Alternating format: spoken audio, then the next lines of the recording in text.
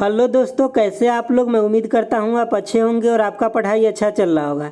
चलिए आज की इस वीडियो में हम लोग बात करेंगे जितना भी कांस्टेंट वैल्यू है आपका केमिस्ट्री के उसके बारे में और फिजिक्स के उसके बारे में, उसके बाद जितना भी इंस्ट्रूमेंट है उसके बारे में, उसके बाद आविष्कार के बारे में, उसके बाद जितना भी डे से रिलेटेड जो क्वेश्चन होता है साइंस के डे से रिलेटेड वो सभी हम इस वीडियो में डिस्कस करेंगे। और ये वीडियो आपके लिए बहुत ज़्यादा इंपॉर्टेंट है क्योंकि यहाँ से एग्जाम में क्वेश्चन आता ही आता है। तो आप इसको अच्छे से देखिए और पूरा सीख लीजिए, आपके एग्जाम में एक काम आएगा। तो चलिए देखते हैं आज का पहला क्या है। देखिए सबसे पहले यहाँ की एक एवोगाड्रो नंबर बराबर कितना होता है, तो ये होता है 6.023 इंटू में 10⁻23 होता है। उसके बाद एक AMU बराबर क्या होता है, यानी कि एटॉमिक मास यूनिट के बराबर क्या होता है, तो 1.66 इंटू 10⁻24 ग्राम के बराबर होता है। उसके बाद हम बात करें कि नाभिकीय यानी कि नाभिक के त्रिज्या कितने के बराबर होता है, तो ये होता है 10⁻−15 मीटर के बराबर होता है। अगर मैं बात करूं परमाणु की त्रिज्या कितना होता है, तो 10⁻−10 मीटर होता है। जैसे कि देखिए मान लीजिए कि ये हो गया पूरा परमाणु और इसके अंदर होता है एक छोटा सा नाभिक, तो इस नाभिक का पूछे तो 10⁻−15 मीटर और इस पूरा का पूरा इस परमाणु के पूछे तो 10⁻−10 मीटर होता है। अगला देखिए, अगला है आपका कि एक क्यूरी बराबर कितना होता है, तो 3.7 इंटू 10⁻7 डिसइंटीग्रेशन पर सेकेंड होता है। अगर एक रदरफोर्ड के बराबर पूछ ले तो कितना होता है, 10⁻6 डिसइंटीग्रेशन पर सेकेंड होता है। अगर एक बेकुरल बराबर पूछ ले तो कितना होता है, तो एक बेकुरल बराबर 1 डिसइंटीग्रेशन पर सेकेंड होता है। अगर एक AMU बराबर पूछ ले तो कितना होता है, तो ये होता है 931 मिलियन इलेक्ट्रॉन वोल्ट होता है। कितना होता है, 931 मिलियन इलेक्ट्रॉन वोल्ट। देखिए दोस्तों, अगर आपको एक बार में याद नहीं हो रहा है तो आप 2 बार देखिएगा क्योंकि ये सब एग्जाम में डायरेक्ट वैल्यू आता है, आपको याद रहेगा तो 2 सेकंड में आपका आंसर सही हो जाएगा। चलिए अगला क्वेश्चन देखते हैं। देखिए यहाँ पे जितना भी दिया गया है ना ये सब 100% इंपॉर्टेंट। देखिए आपका 9 नंबर क्या है कि कह रहा है एक AMU बराबर अगर हम जूल में देखेंगे तो क्या होगा, तो 1.4896 इंटू में 10⁻10 जूल के बराबर होगा। उसके बाद अगर 1 मिलियन इलेक्ट्रॉन वोल्ट की बात करें तो कितने के बराबर होगा, तो 1.6 इंटू 10⁻13 जूल के बराबर होगा। अगर हम बात करें 11 नंबर PV = nRT, तो ये होता है आदर्श गैस का इक्वेशन होता है, यानी कि आइडियल गैस का इक्वेशन होता है, जहाँ पे P क्या होता है, ये प्रेशर हो गया मतलब दाब हो गया, और ये V क्या हो जाता है, तो वॉल्यूम यानी कि आयतन हो गया। R जो होता है ये कांस्टेंट होता है, गैस कांस्टेंट होता है, और T क्या होता है, तो टेम्परेचर होता है, एब्सोल्यूट टेम्परेचर होता है। इसको हम लोग केल्विन में लेते हैं।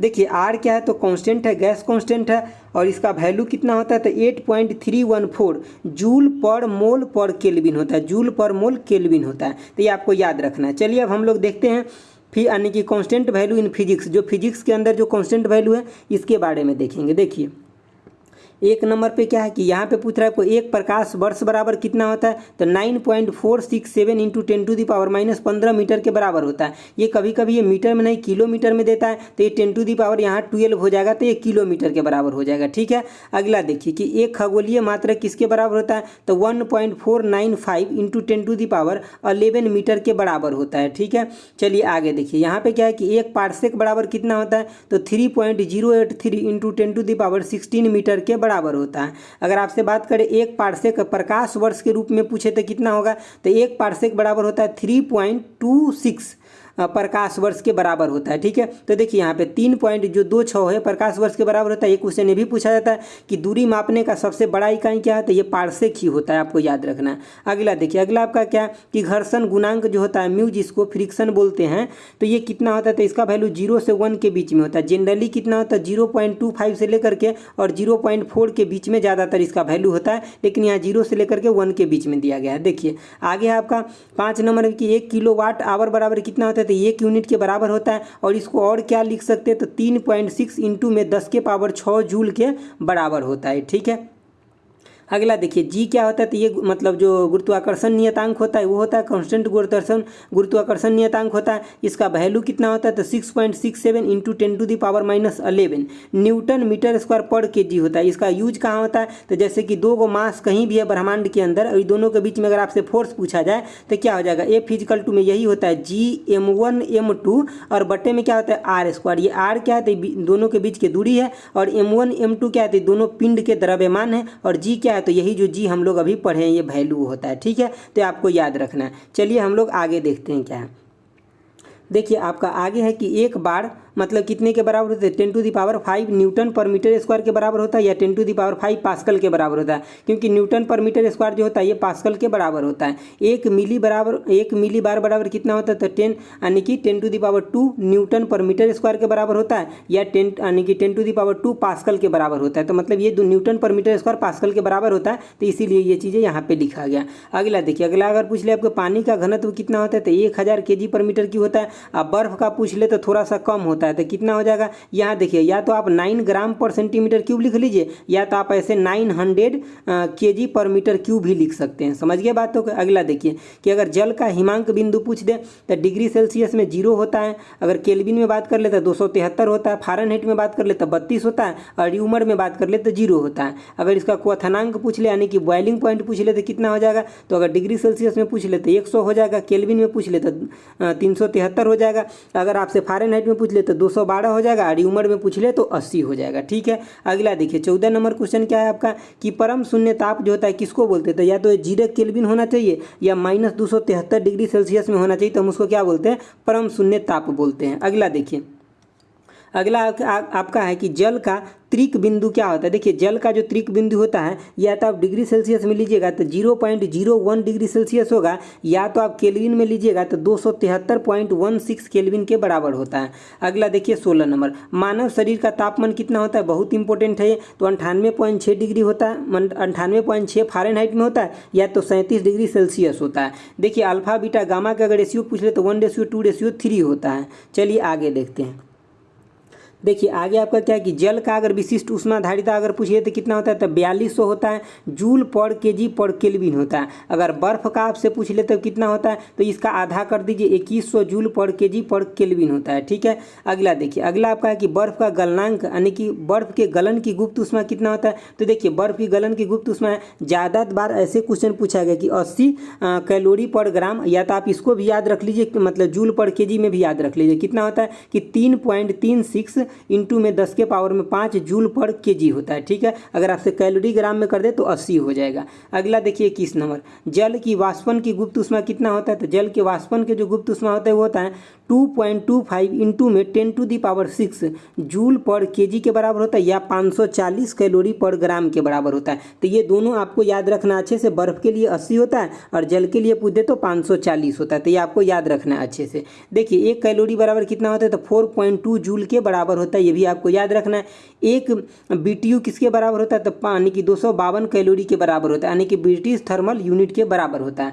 देखिए अगला क्या 24 नंबर क्या कर रहा है कि वर्तमान की परम विद्युतशीलता कितना होता है, तो निर्वात की जो परम विद्युतशीलता होता है ये होता है आपका यानी कि 8.85 इंटू 10⁻⁻12 यानी कि कूलम्ब के स्क्वायर बटे में न्यूटन मीटर के स्क्वायर होता है। देखिए ये के जो होता है ना, यही के का वैल्यू है। ठीक है, ये एप्सिलॉन का वैल्यू है, ये किसका वैल्यू, एप्सिलॉन का ये वैल्यू, ये फिजिक्स में 12th में पढ़े होइएगा। और पूरा का पूरा के क्या होता है, तो 1/4 एप्सिलॉन होता है। तो जब उसको निकालने के बाद फिर ये चीज़ें आ जाता है, यानी कि इसका यूनिट भी उलट जाएगा क्योंकि अब नीचे में एप्सिलॉन आ गया, तो ये कितना हो जाता है, तो 9 इंटू में 10⁹ न्यूटन मीटर स्क्वायर पर कूलम्ब के स्क्वायर हो जाता है। चलिए आगे देखते हैं। देखिए आपको 1 से 2 बार देख लीजिएगा ना, तो ये सब कुछ अच्छा से याद हो जाएगा। अगर एक बार में आपको पूरा का पूरा नहीं पता चल रहा है तो देख लीजिए, मैं कोशिश कर रहा हूँ कि आपको पूरा का पूरा याद हो जाए। देखिए अगला क्या है कि यदि किसी बिंदु से 1 सेकेंड में 6.28 इंटू 10⁻18 इलेक्ट्रॉन प्रवाहित हो जाए तो विद्युत धारा का मान कितना होगा, तो 1 एम्पियर के मतलब बराबर होगा। अगर किसी जगह से कितना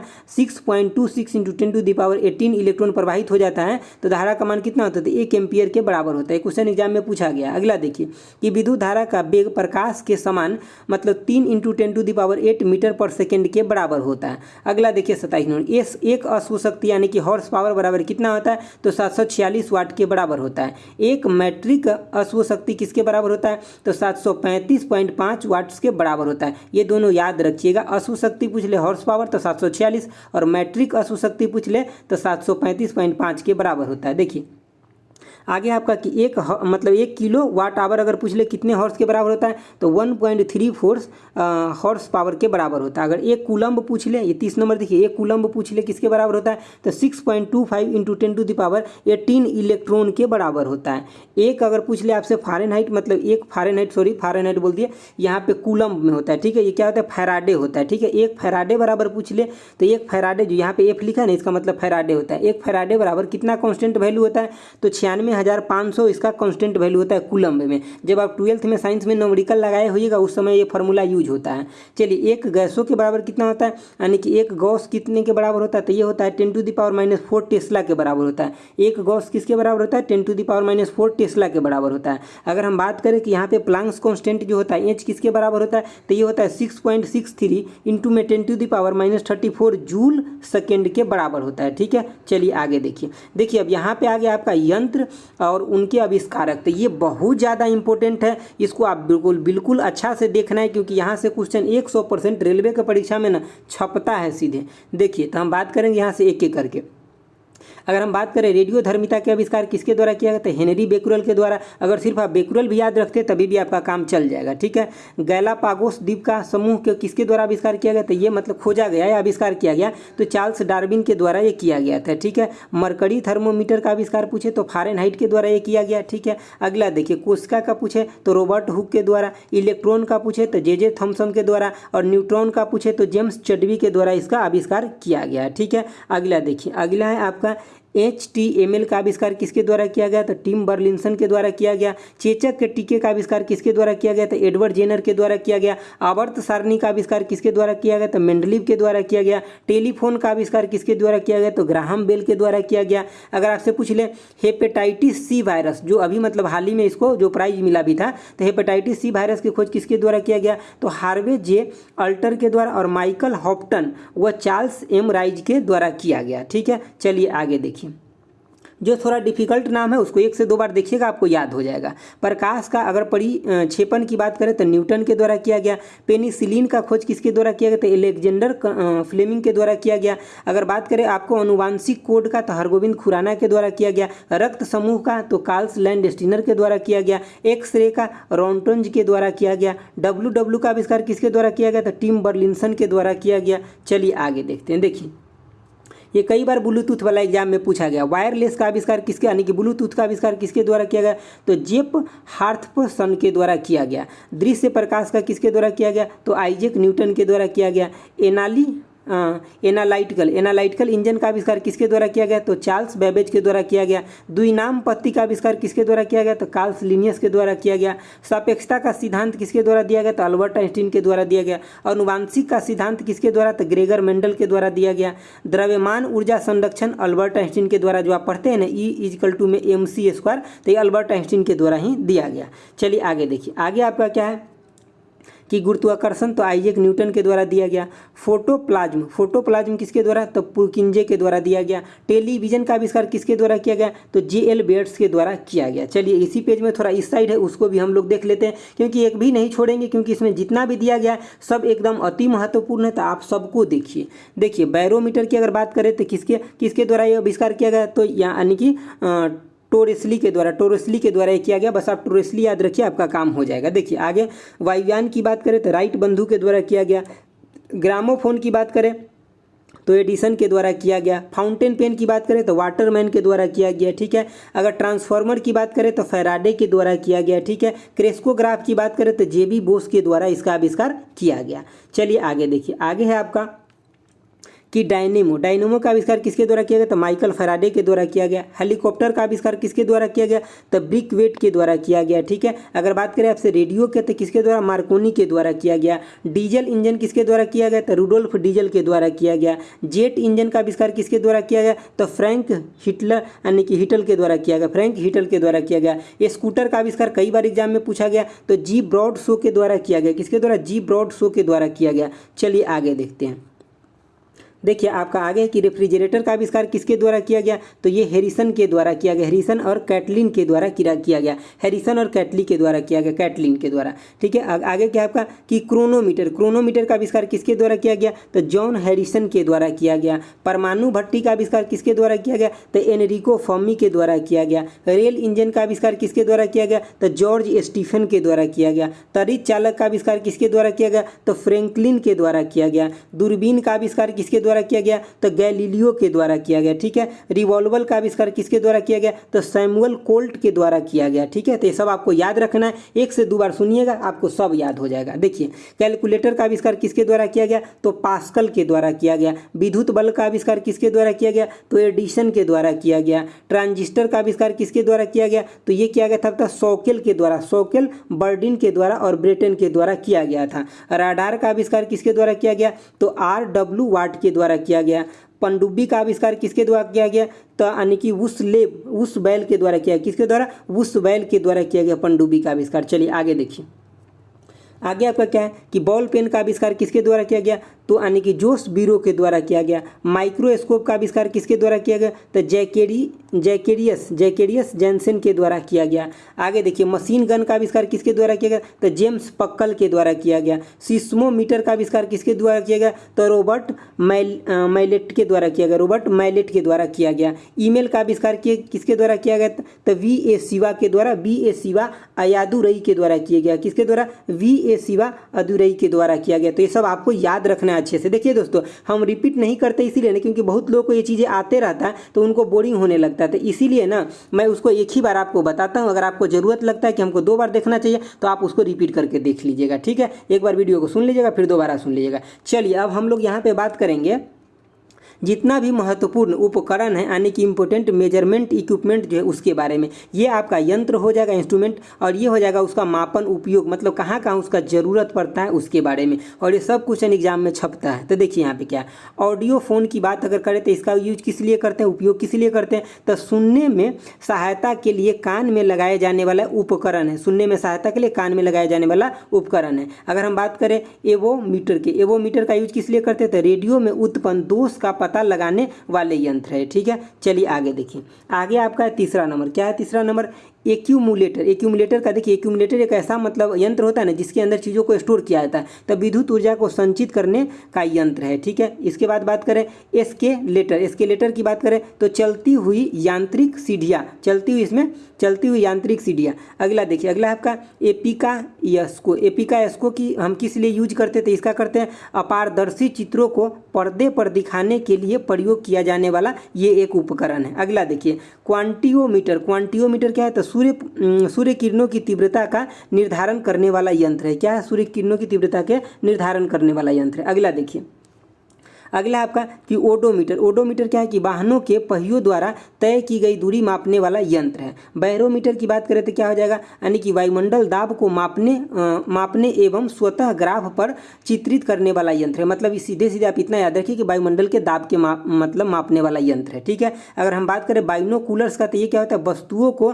आवर्धित कर देखने वाला यंत्र है, मतलब बड़ा करके देखने वाला यंत्र है। ठीक है, अगला देखिए, अगला आपका क्या है कि क्रेस्कोग्राफ की अगर बात करें तो पौधे की वृद्धि को दर्शाने वाला यंत्र है। कार्डियोग्राफ की अगर बात करें तो मनुष्य की हृदय गति को मापने वाला यंत्र है। ठीक है, अगला देखिए, यानी कि कार्बोरेटर की बात करें तो क्या होता है? अंतः दहन पेट्रोल इंजन में प्रयुक्त उपकरण है, पेट्रोल इंजन में लगा रहता है। अगला देखिए, अगला क्या आपका कि कंपास बॉक्स किसी स्थान पर उत्तर दक्षिण दिशा को ज्ञात करने का यंत्र है। क्या है? उत्तर दक्षिण दिशा को ज्ञात करने का यंत्र है। अगला देखिए, अगला है आपका कि साइक्लोट्रॉन, ये क्या होता है? कि आवेशित कण को त्वरित किया जाने वाला यंत्र है। अगर आगे बात करें हम साइटोट्रॉन क्या होता है? तो ये है आपका कृत्रिम मौसम उत्पन्न करने के लिए प्रयोग किए जाने वाला उपकरण है। कृत्रिम मौसम को उत्पन्न किया जाता है इसके द्वारा।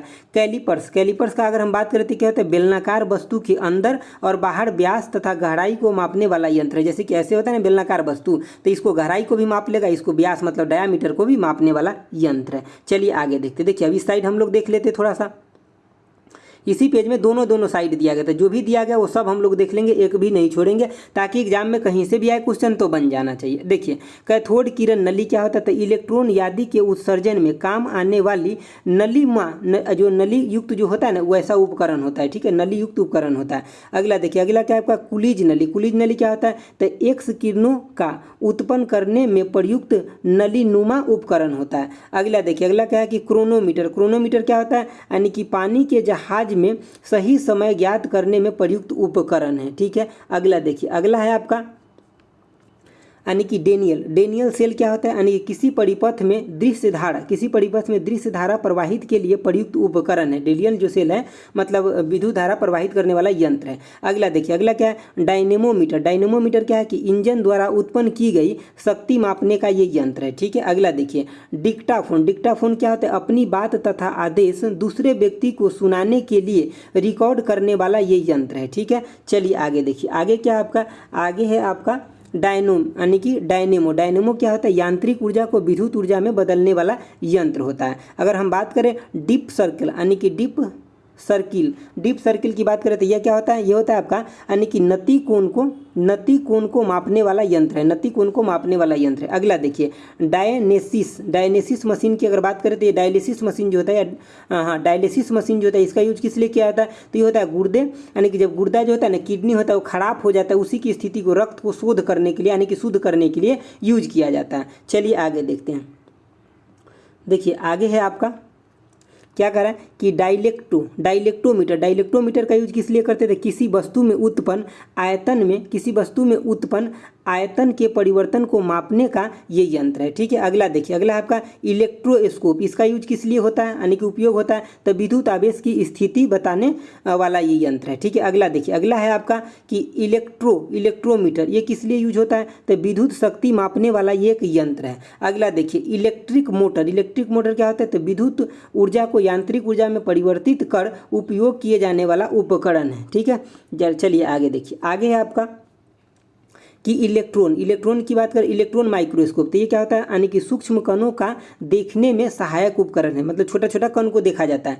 एपीडायस्को का यूज कहाँ होता है तो ये होता है चित्रों को पर्दा पर प्रक्षेपण के लिए प्रयोग किए जाने वाला उपकरण है। ठीक है, अगला देखिए, अगला है आपका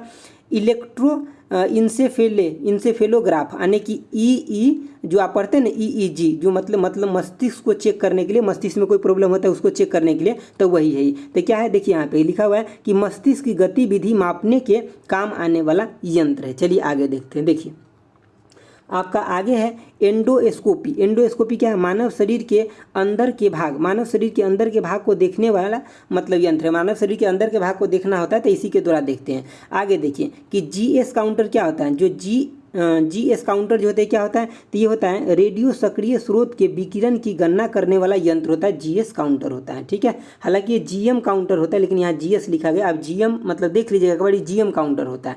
चलिए आगे देखिए, आगे जो है आपका यहाँ पे ये क्या है, एक सेकंड रुक जाइए। देखिए क्या कर रहा है कि ग्रामोफोन का कहाँ होता है, देखिए रिकॉर्ड पर आधारित ध्वनि तरंग को पुनः जागृत करा के सुनने वाला यंत्र है। ठीक है, अगला देखिए हार्ट लंग्स मशीन जो होता है किस लिए यूज किया जाता है तो ये हृदय और फेफड़ों का ऑपरेशन करते समय काम आने वाला उपकरण है। ठीक है, अगला देखिए, अगला है आपका कि हाइग्रोस्कोप क्या होता है तो वायुमंडलीय आर्द्रता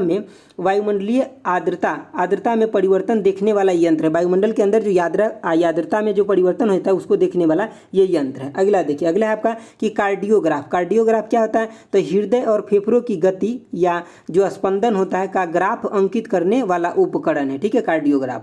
अगला देखिए कैलिडोस्कोप क्या होता है तो भिन्न भिन्न प्रकार की रेख गणितीय आकृति को देखने में सहायक उपकरण है। अगला आपका कि तरित चालक। देखिए तरित चालक क्या होता है कि तरित से बचाव के लिए ऊंची इमारतों में लगाया जाने वाला उपकरण है। ठीक है, जैसे कि छत के ऊपर या बड़ा इमारत होता है उसके ऊपर ये लगाए जाते हैं ताकि उस पर क्या हो सके, जो मतलब बिजली चमकता है वो ना गिर सके। अगला देखिए, अगला है आपका मेगाफोन क्या होता है कि ध्वनि को दूरस्थ स्थानों पर ले जाने वाला उपकरण है। माइक्रोफोन की अगर बात करें तो क्या होता है कि ध्वनि तरंग को विद्युत तरंग में परिवर्तित करने वाला उपकरण है। अगला देखिए, अगला आपका कि मैनोमीटर क्या होता है गैस का दाब मापने वाला ये यंत्र होता है। अगला देखिए ओडोमीटर क्या होता है कि मोटर गाड़ी की गति ज्ञात करने वाला यंत्र है। मोटर गाड़ी जो होता है ना उसका गति को ज्ञात करने वाला ये यंत्र है। अगला देखिए, अगला है आपका ओसिलोग्राफ क्या होता है विद्युतीय और यांत्रिक कंपनों को ग्राफ पर चित्रित करने वाला उपकरण है। ठीक है, अगला देखिए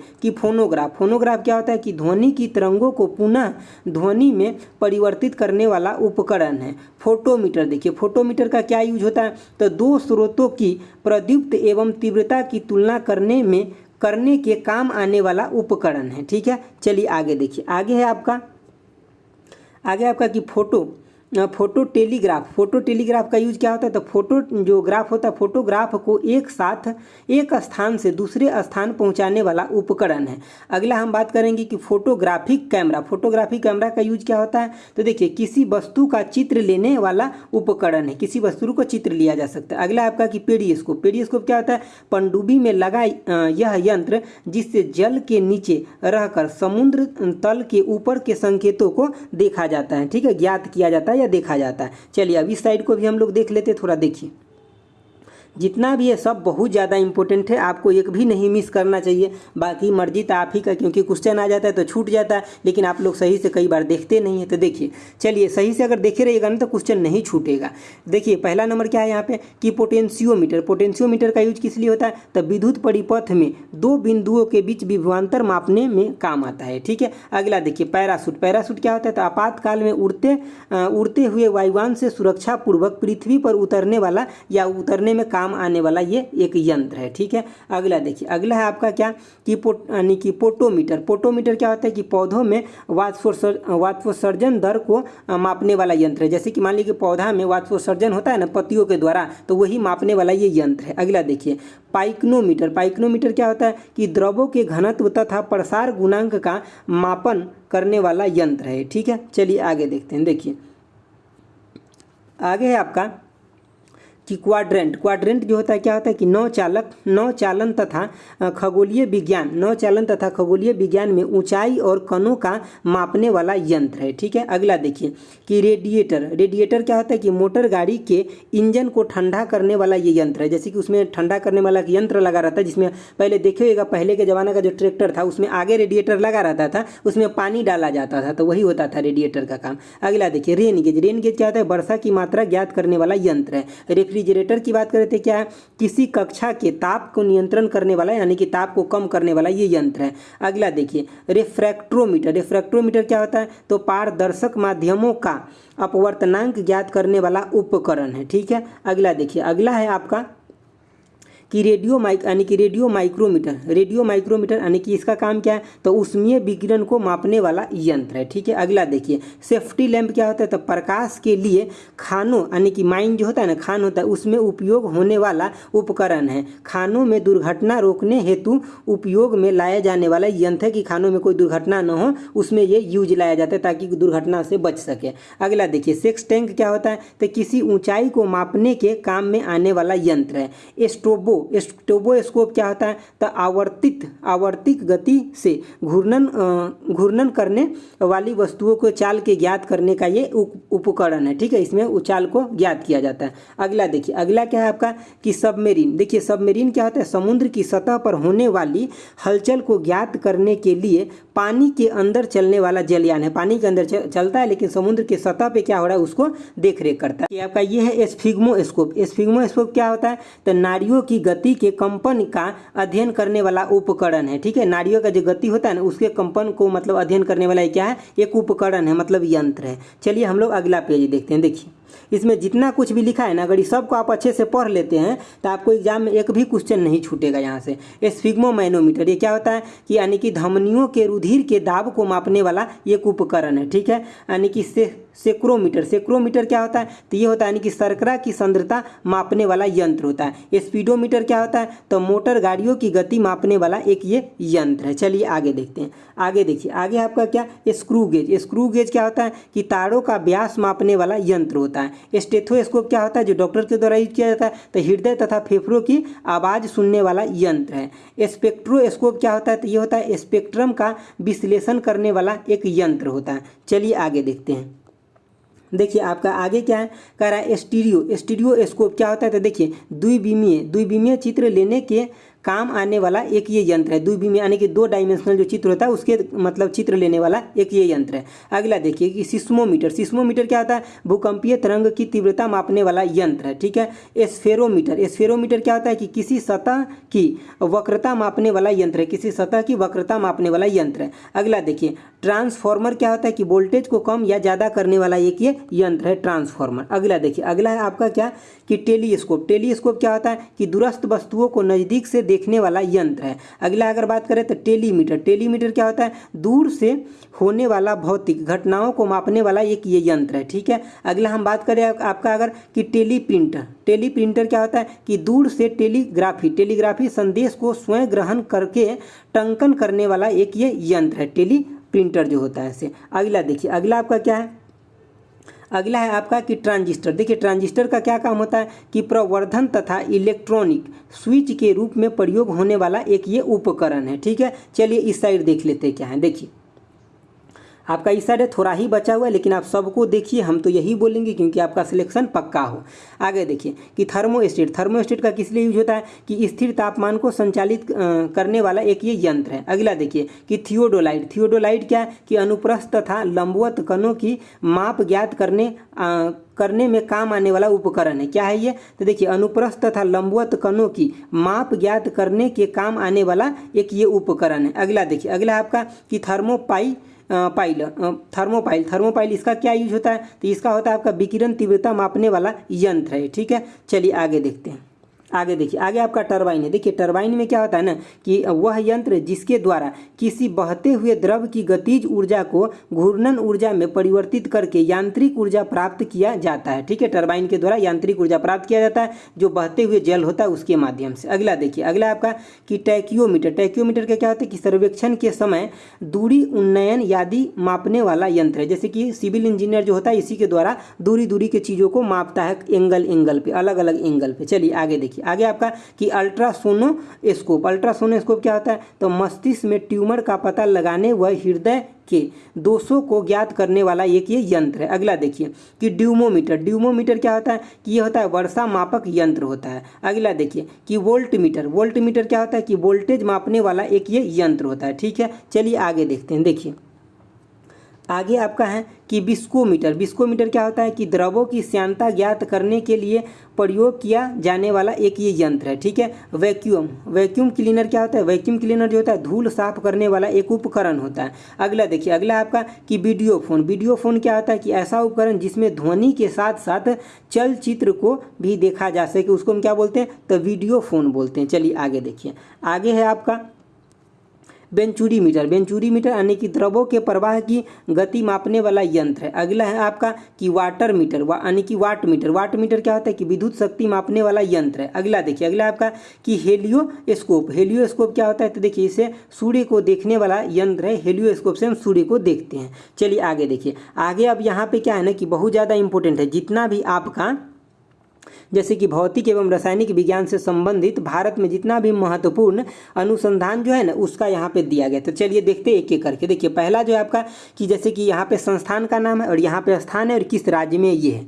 तो पहला आपका कि राष्ट्रीय भौतिक प्रयोगशाला, ये कहाँ है तो नई दिल्ली में और दिल्ली में, राज्य दिल्ली में। अगला आपका कि यानी कि भारतीय तकनीकी अनुसंधान संस्थान है कहाँ तो लखनऊ में। अगला आपका कि भारतीय सर्वेक्षण विभाग तो कहाँ देहरादून में। अगला आपके भारतीय पेट्रोलियम संस्थान तो कहाँ ये भी देहरादून में। अगला आपका कि भारतीय मौसम विज्ञान अनुसंधान तो कहाँ है तो नई दिल्ली में। अगला आपका कि भारतीय राष्ट्रीय राजमार्ग प्राधिकरण तो ये कहाँ पे ये भी है आपका नई दिल्ली में। चलिए आगे देखते हैं। देखिए आपका आगे है यहाँ पे कि केंद्रीय ईंधन अनुसंधान संस्थान कहाँ है तो जादूगोड़ा और ये कहाँ पड़ता है झारखंड में पड़ता है। राष्ट्रीय धातु विज्ञान प्रयोगशाला तो ये भी है जमशेदपुर में झारखंड में पड़ता है। अगला आपका कि Tata institute of fundamental research ये कहाँ है तो मुंबई में महाराष्ट्र में पड़ता है। अगला आपका कि इंडियन इंस्टीट्यूट ऑफ जियोमैग्नेटिज्म ये कहाँ पे तो ये भी मुंबई में महाराष्ट्र में। अगला आपका कि यानी कि इंडियन सिक्योरिटी प्रेस ये कहाँ पे तो नासिक महाराष्ट्र में। अगला आपका कि राष्ट्रीय रासायनिक प्रयोगशाला ये कहाँ पे तो पुणे में महाराष्ट्र में। अगला आपका कि भारतीय उष्मा मौसम विज्ञान, भारतीय उष्ण यानी कि उष्ण मौसम जो विज्ञान संस्थान है कहाँ तो पुणे महाराष्ट्र में। अगला आपका कि भारतीय मौसम वेधशाला कहाँ है तो ये भी पुणे में महाराष्ट्र में। अगला आपका कि भाभा परमाणु अनुसंधान संस्थान कहाँ है तो ट्राम्बे मुंबई में ही। कहाँ पे ट्राम्बे मुंबई में। एक झलक आप देख लीजिए, एग्जाम में क्वेश्चन आएगा आपका बन जाएगा। अगला देखिए, अगला क्या है कि केंद्रीय यांत्रिक इंजीनियरिंग अनुसंधान संस्थान कहाँ है तो ये आपका दुर्गापुर पश्चिम बंगाल में। अगला आपका कि केंद्रीय विद्युत रासायनिक अनुसंधान संस्थान कहाँ है तो ये आपका कड़ाईकुड़ी तमिलनाडु में। अगला आपका कि भारतीय इलेक्ट्रॉनिक लिमिटेड कहाँ है तो ये बेंगलुरु कर्नाटक में है। अगला आपका कि राष्ट्रीय वैमानिक प्रयोगशाला कहाँ पे तो ये है आपका बेंगलुरु कर्नाटक में। अगला है आपका कि रमन अनुसंधान संस्थान कहाँ पे, तो ये बेंगलुरु कर्नाटका में। अगला आपका कि राष्ट्रीय समुद्र विज्ञान संस्थान कहाँ है, तो ये पणजी गोवा में। ये बहुत बार एग्जाम में पूछा जा चुका है। चलिए थोड़ा और है लेकिन ये काफ़ी इंपॉर्टेंट है। देखिए जैसे कि भौतिक हो गया, रासायनिक विज्ञान से संबंधित जितना भी डेट है ना, दिवस है, वो सब मनाया जाता है, वो सब के बारे में यहाँ पे दिया गया है। देखिए जैसे कि आपसे पूछा जाता है कि राष्ट्रीय विज्ञान दिवस कब मनाया जाता है, तो 28 फरवरी को मनाया जाता है। आयुध निर्माण दिवस कब मनाते हैं, तो 18 मार्च को मनाते हैं। विश्व मौसम विज्ञान दिवस कब मनाया जाता है, तो 23 मार्च को मनाते हैं। विश्व वानिकी दिवस कब मनाते हैं, तो 14 अप्रैल को मनाते हैं। पृथ्वी दिवस कब मनाते हैं, तो 22 अप्रैल को मनाते हैं। राष्ट्रीय औद्योगिक दिवस कब मनाते हैं, तो 11 मई को मनाते हैं। विश्व दूरसंचार दिवस कब मनाते हैं, तो 17 मई को मनाते हैं। अभियंता दिवस यानी कि इंजीनियर दिवस कब मनाया जाता है, 15 सितंबर को मनाते हैं। चलिए आगे देखते हैं। देखिए आपका आगे है कि ओजोन परत संरक्षण दिवस कब मनाते हैं, तो 16 सितंबर को मनाते हैं। विश्व टेलीविजन दिवस कब मनाया जाता है, तो 21 नवंबर को मनाया जाता है। रासायनिक दुर्घटना निवारण दिवस कब मनाया जाता है, 4 दिसंबर को मनाते हैं। ठीक है। और राष्ट्रीय ऊर्जा संरक्षण दिवस कब मनाया जाता है, तो ये मनाया जाता है आपका 14 सितंबर को मनाया जाता है। ठीक है, 14 दिसंबर है और ये भी 4 दिसंबर है। क्या है, 4 दिसंबर राष्ट्रीय, एक बार और देख लीजिए आप, राष्ट्रीय दुर्घटना निवारण दिवस कब मनाया जाता है, तो ये मनाया जाता है आपका मतलब 4 दिसंबर को। और राष्ट्रीय ऊर्जा संरक्षण दिवस कब मनाया जाता है, तो ये भी आपका 14 दिसंबर को मनाया जाता है। तो दोस्तों ये था आपका पूरा का पूरा रासायनिक मतलब रसायन शास्त्र का बुक था। मतलब जो कुछ भी एस के झा सर के बुक में दिया गया है वो सब पूरा का पूरा हम आपको बुक अच्छे से करा चुके हैं। सब के सब वीडियो आपको प्ले लिस्ट में मिल जाएगा। अगर आप 1 से 2 बार रिविजन करके जाते हैं तो आपके एग्जाम में 20% क्वेश्चन डायरेक्ट जो फार्मूला बेस होता है, वैल्यू बेस होता है, कॉन्स्टेंट बेस होता है, वो सब के सब क्वेश्चन आपको बन जाएगा और आपका मेरिट लिस्ट में पक्का नाम आ जाएगा। यही 1-2 क्वेश्चन आपसे अगर छूट जाता है ना, तो आप थोड़ा 1 नंबर 2 नंबर से छूट जाते हैं। तो इसीलिए मैं कोशिश करता हूं हमेशा कि आपको अच्छा मटेरियल प्रोवाइड कराऊं। तो आप जरूर देखिए। अगर आपको अच्छा लगा है तो लाइक, शेयर और सब्सक्राइब जरूर कीजिए मेरे दोस्तों। ठीक है, तो आज के लिए इतना ही रखते हैं और ऑल दी बेस्ट। आपका सिलेक्शन पक्का होगा। तो thanks for watching. Okay bye. जय हिंद दोस्तों।